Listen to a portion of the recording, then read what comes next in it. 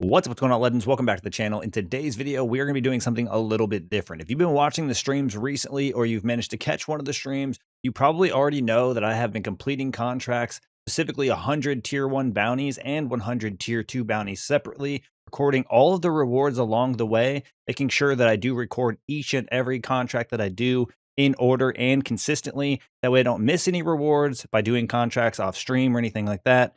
That way, it kind of gives us a clear indication of the loot pool that we can expect in the tier 1 zone from completing specifically bounties, although I don't think that actually matters. We might, look further into that down the road by completing 100 different contracts in tier 1 in order to kind of compare. But for now, we stuck to strictly bounties, did them in tier 1 and in tier 2.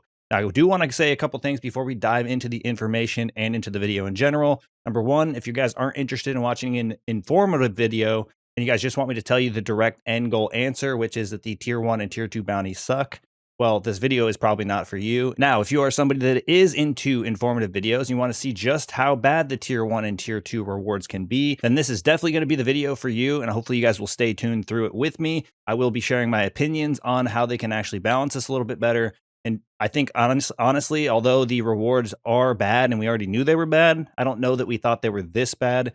And it kind of just paints a more clear picture. So again, like I was saying on stream, I have been completing 100 tier 1 bounties and 100 tier 2 bounties. We are continuing this journey. So if you guys are interested in seeing where we go with this information or just following the journey, make sure you guys go ahead and check me out over on twitch.tv/Errl Shatter, where we have been streaming almost daily up to this point. But now back to where we're at here. We do have the tier 1 bounties. So as you guys can see, like I said, I was recording the process through each and every one of the bounties I completed and what rewards I did receive. Now, I do want to say the self-revives are going to be a little bit skewed in this process just because you get a self-revive guaranteed from completing your first bounty when you go into a match. I didn't actually kind of keep this conscious when I was doing this. So I did record those self-revives as rewards, and honestly, you are guaranteed those. So that does skew the loot pool of the odds of getting a self-revive from completing a bounty outside of them. So if I would have kept track of how many times I actually went into a match to complete all of these bounties, I could have subtracted that many self-revives and had a better idea. But just know when it comes to the self-revives, it is a little bit skewed. Now, I did the exact same thing in the tier 2 zone. As you guys can see here, these are the tier 2 bounties. I'm actually going to make this a little bit bigger so that it is easier to see. But I did record my rewards across 100. Now you can see I do have a few below the 100 number because I am planning on continuing to fill this information in. That way the numbers will get more refined. We'll have a better idea. And of course, only completing 100 total is a very limited pool, even though it is quite a few bounties and easy to obviously pull numbers from. So I do want to continue to add on to the bottom of these, giving us better numbers. But for now, I'm just pulling the numbers off of the first 100. So now I'm going to go over to the spicy part. And again, we are going to go ahead and make this bigger. Now, for those of you that just want to see the numbers and move on, here are those numbers. However, I am going to go ahead and talk about it a little bit because I think it is quite surprising. And when it comes to the tier 1 zone, I did break this down across pretty much any reward that you can get.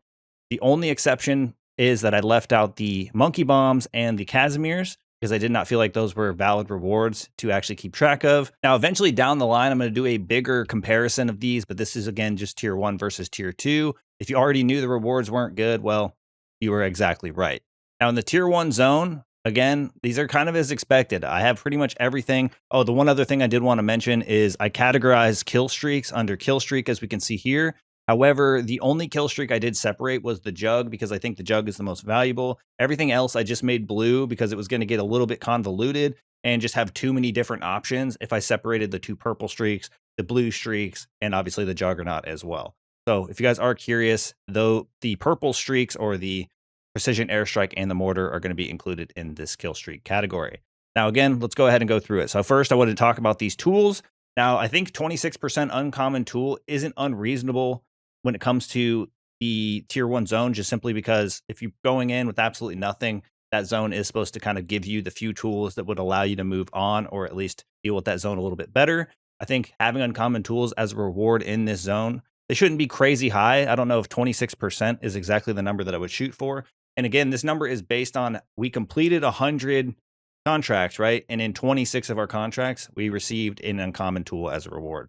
Number's a little bit high. Again, I think because you have the ability to buy wall weapons that are already rare, you could hit the mystery box, get weapons that are already rare, and even uncommon. I don't think that this really should be a crazy often reward, but I understand in tier 1 why it would be a part of the loot pool.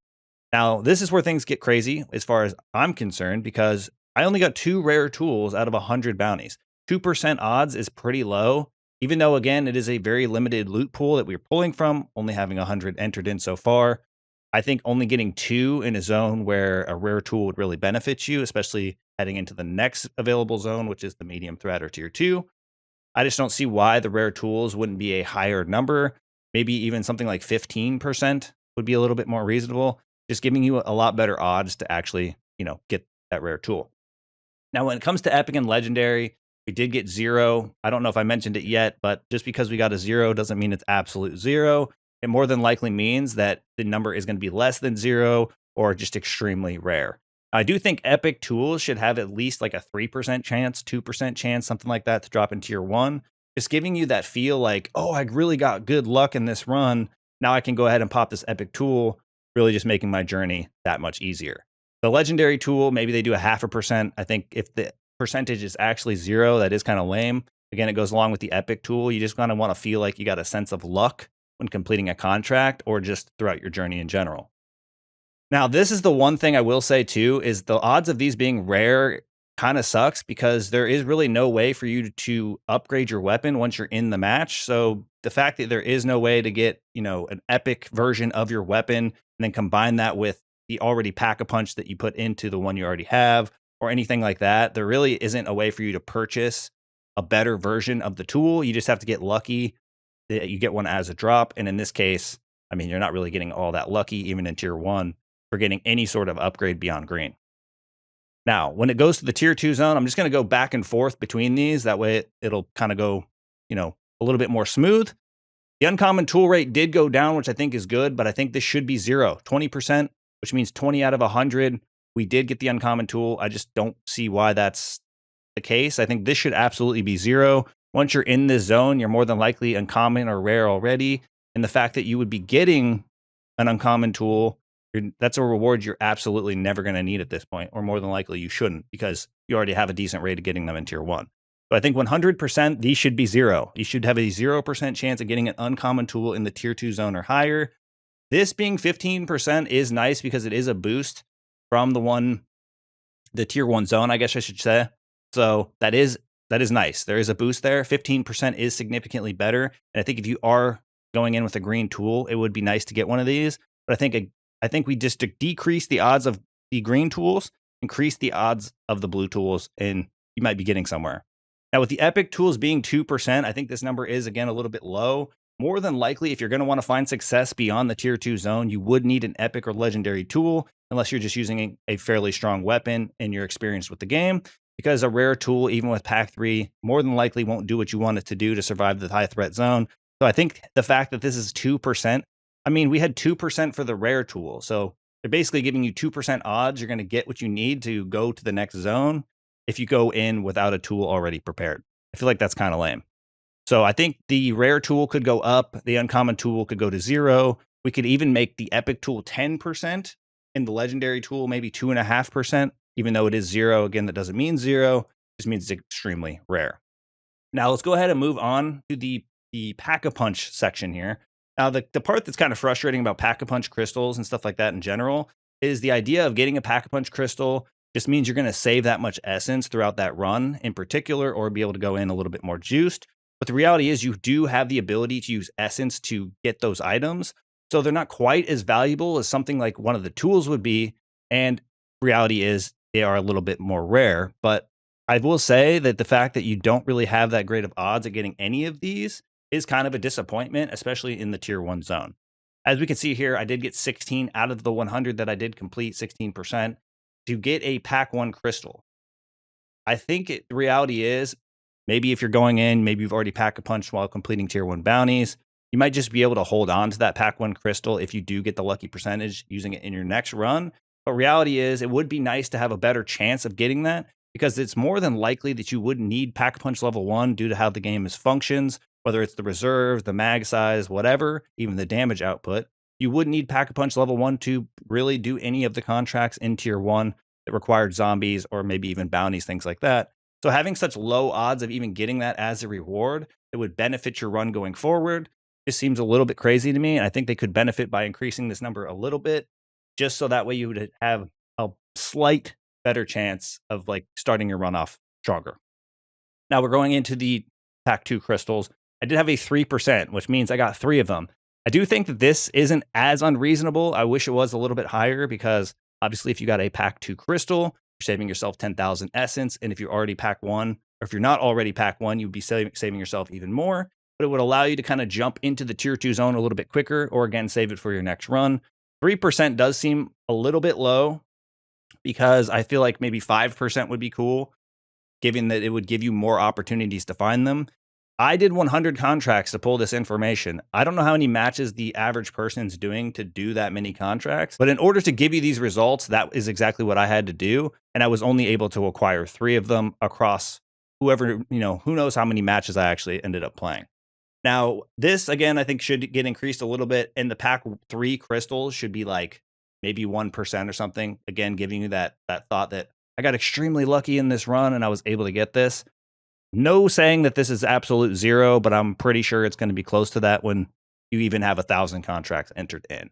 Now, when you go into the tier 2 zone, similar things. You're going to be able to get pack 1 crystals, which I think should almost be next to 0 as far as rewards are concerned. Unless you are like looking to get one for another round. I think if you know that you can get them in tier 1, why not just go complete tier 1 contracts until you get one? Hold on to that for your next run. I don't really feel like it does much for the other zone besides inflate the loot pool. And if that's the case, let's inflate it a little bit less. But I was shocked to see the raw Ethereum crystals go down from 16 to 10%, despite that actually making a little bit more sense, because when it came to the tier 2 crystals, we still didn't get any increase in how many we got. We still got 3 out of the 100 that we did, but I think those odds are a little bit like hard to believe. I figured this could be like something like 10%. And even if this was still 10%, at least it would give you slightly better odds of getting a crystal. It would benefit you in the zone in which you are doing the contracts in.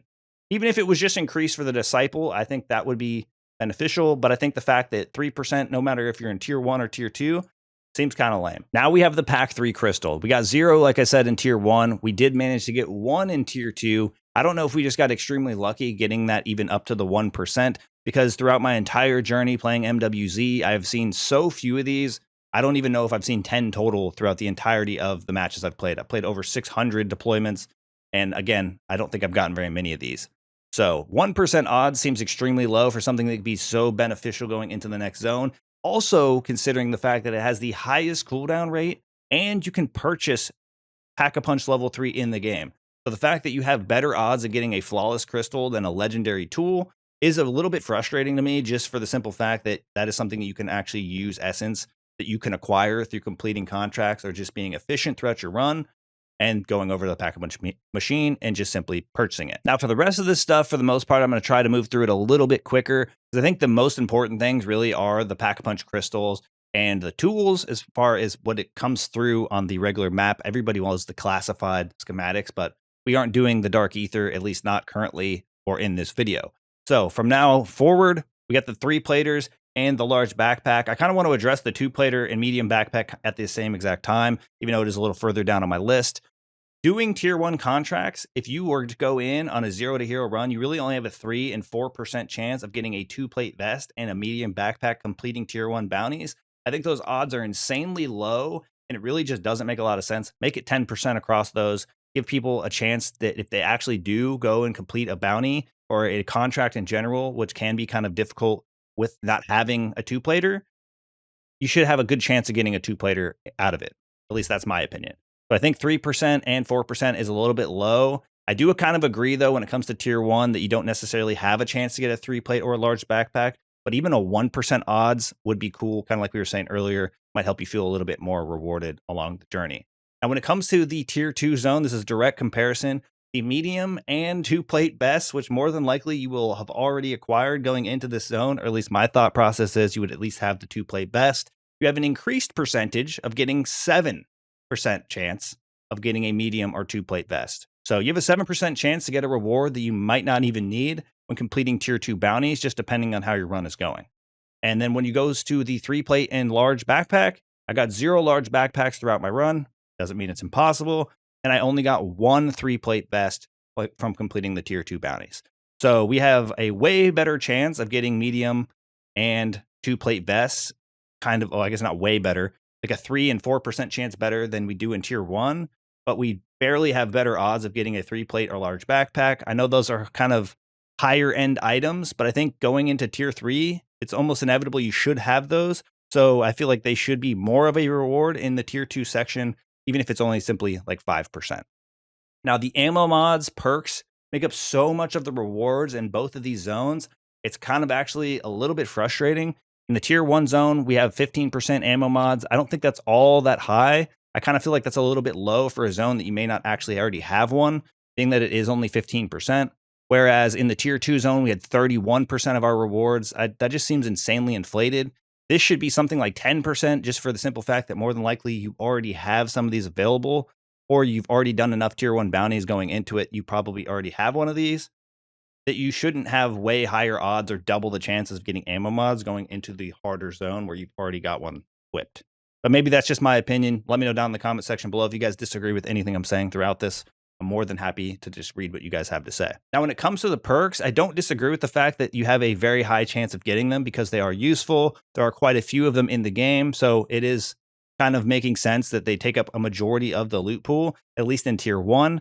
I will say, however, 47% isn't unreasonable, but it does seem a little bit high considering the amount of rewards that are possible. Again, I don't know if these are absolute zeros. I don't think that they're absolute zeros. I'm sure somebody in the comment section has gotten a flawless crystal, a legendary tool, a juggernaut, a wonder weapon out of a tier 1 bounty. So safe to say it's not absolutely zero, but the odds are very low. And considering how high the perk is, you're basically, every other contract you complete, you're probably going to get a free perk.